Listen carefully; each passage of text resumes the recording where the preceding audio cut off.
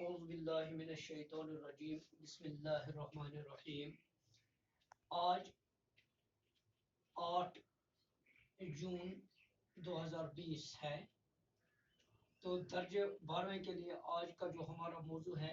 وہ ہے جوش ملی آبادی کی نظم، حسن اور مزدوری۔ تو پہلے میں اس پوری نظم میں جوش ملی آبادی نے ایک کماری لڑکی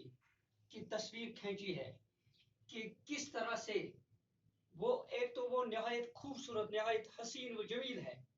لیکن دوسری طرف وہ بیچاری مفلسی، ناداری، بے بسی اور بے کسی کی شکار ہے، اور وہ بیچاری معصوم ہے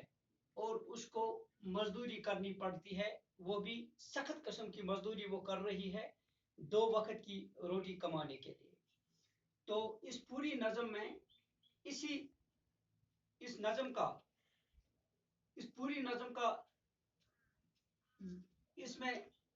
لڑکی کے بارے میں یہ پوری نظم ہے کہ کس طرح مفلسی، لاچاری اور بے بسی اور بے کسی سے مجبور ہو کر وہ بیچاری اس کو سخت محنت و مشقت کرنی پڑتی ہے۔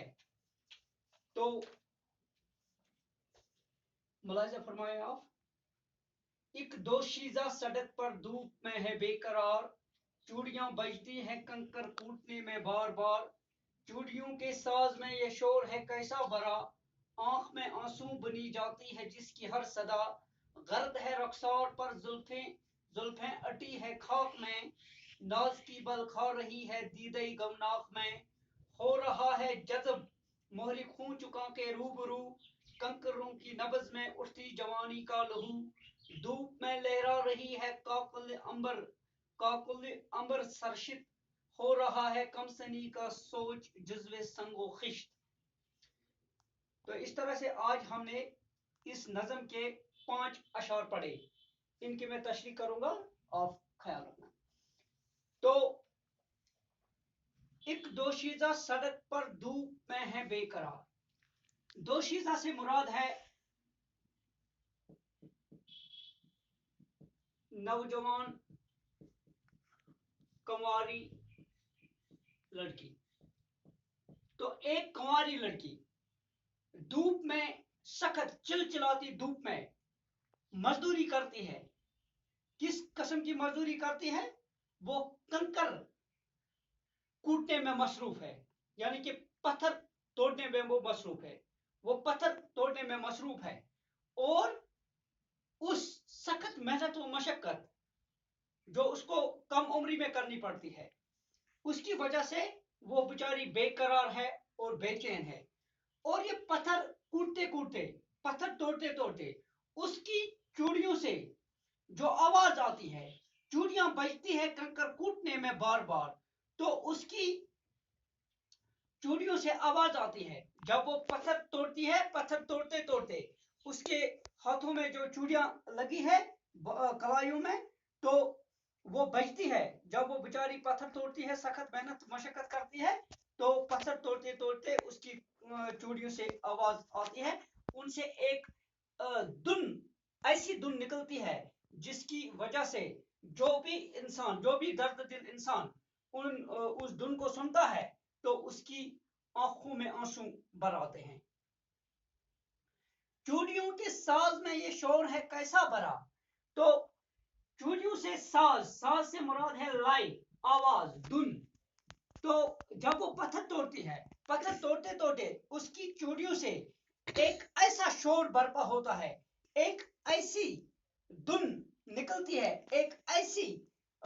آواز نکلتی ہے، آنکھ میں آنسو بنی جاتی ہے جس کی ہر صدا۔ تو جو بھی درد مند دل رکھنے والا انسان اس آواز کو سنتا ہے، جس کے کانوں میں وہ آواز جاتی ہے، تو اس کی آنکھوں میں آنسو بھر آتے ہیں، یعنی کہ اس کی آنکھ خون کے آنسو رونے پہ مجبور ہوتی ہے۔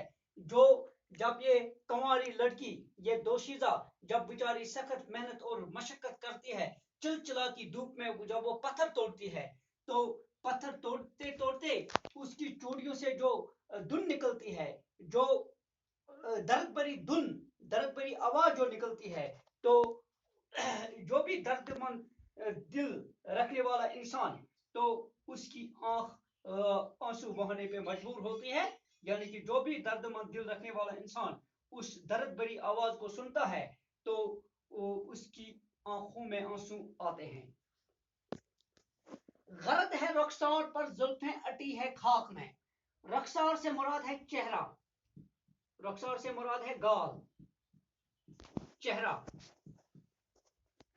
تو یہ پتھر توڑتے توڑتے اس کی حالت کیا ہوئی ہے؟ اس کی حالت یہ ہوئی ہے کہ اس کی زلفیں، زلف بولتے ہیں جو اس طرح کانوں تک آتی ہے ایسے لام کی صورت میں، اس کو زلف بولتے ہیں۔ تو اس کے بال اور اس کے گال، اس کے بال اور اس کے گال دونوں گرد آلود ہو چکے ہیں، گرد میں لت پت ہے، یہ بیچاری یہ معصوم بچی گرد میں لت پت ہے، گرد ہے رخسار پر زلفیں اٹی ہے خاک میں، اس کے گال اور اس کے بال گرد آلود ہو چکے ہیں، ان پر وہ پتھر کوٹتے کوٹتے ان پر کافی گرد و غبار جمع ہو گیا ہے۔ ناز کی بل کھا رہی ہے دیدے غمناک میں، تو اس کی نزاکت، اس لڑکی کی نزاکت بے مول ہو گئی ہے، اس کی نزاکت بے مول ہو گئی ہے دیدے غمناک میں، اور اس کے دل کا حال اس کی آنکھوں سے معلوم ہوتا ہے، اس کے دل کا حال اس مصیبت زدہ، اس غم زدہ لڑکی کے دل کا حال اس کی آنکھوں سے معلوم ہوتا ہے، کیونکہ اس کی آنکھوں میں آنسو ہے، اس کی آنکھوں میں آنسو ہے۔ اس بیچاری کو جو ایک معصوم، ایک چھوٹی عمر کی لڑکی ہے، تو جو ابھی کنواری ہے، تو اس بیچاری کو مفلسی، لاچاری، بے بسی، بے کسی کی وجہ سے مجبور ہو کر جب اس کو یہ پتھر کوٹنے کا سخت کام چلچلاتی دھوپ میں کرنا پڑتا ہے تو اس کے دل کی حالت اس وقت کیا ہے؟ وہ اس کی آنکھوں سے عیاں ہو جاتی ہے، کیونکہ اس کی آنکھوں میں آنسو ہے، اور ان آنسوؤں سے اس لڑکی کے دل کا حال معلوم ہوتا ہے۔ ہو رہا ہے جذب ماری خون چکا کے روبرو، کنکروں کی نبض میں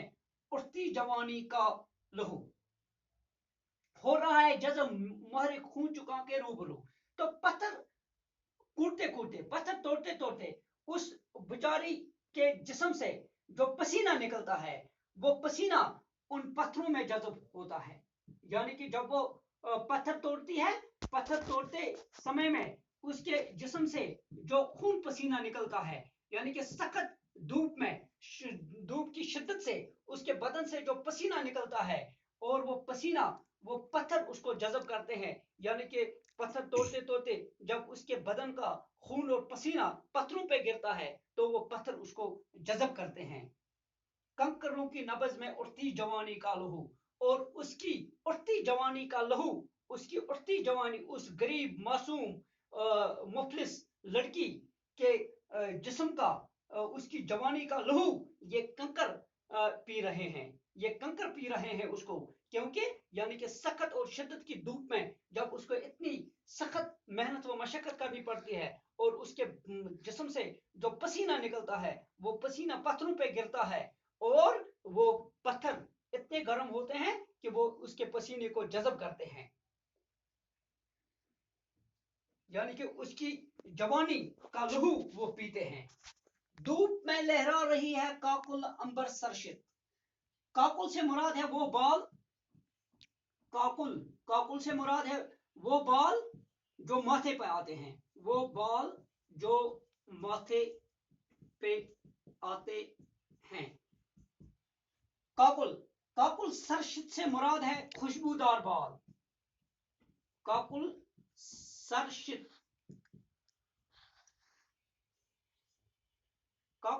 سے مراد ہے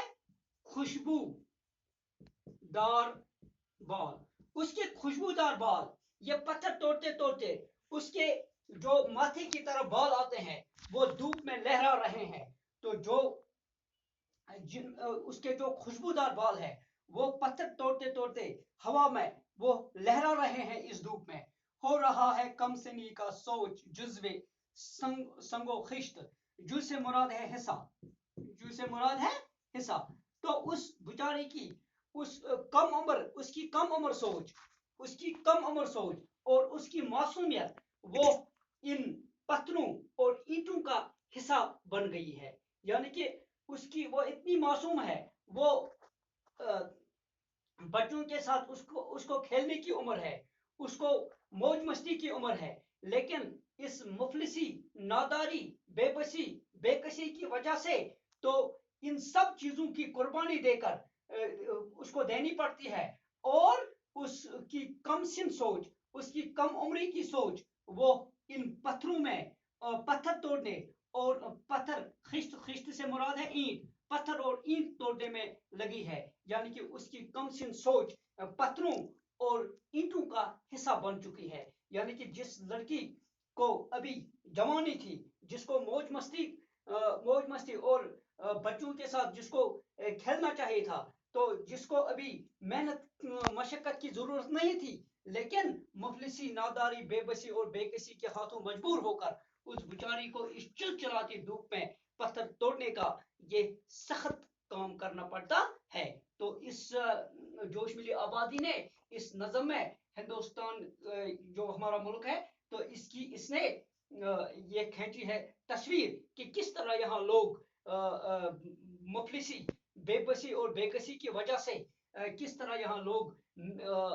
محنت و مزدوری کرنے پہ یہ کنواری لڑکیاں کس طرح مجبور ہوتی ہے یہ سخت کام کرنے میں. تو اس طرح سے بچوں، ہم نے یہ حسن اور مزدوری کی نظم جو ہم نے پڑھی، تو